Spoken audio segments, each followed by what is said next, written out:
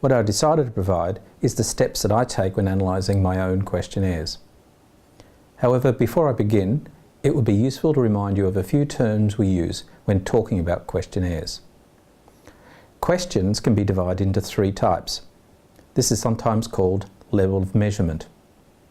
Firstly, we have category type questions, which are also known as nominal questions. These are when participants select from a list of categories for their response, such as male or female, or they may include ethnic origin. Secondly, we have ordinal type questions. These are similar to category questions, but instead of the categories being independent, there is some sort of order between them.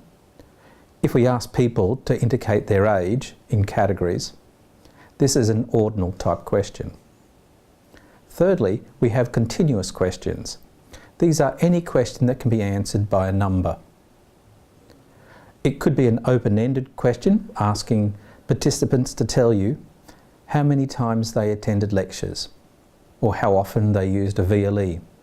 Or it could involve asking them to rate the importance or intensity of some experience.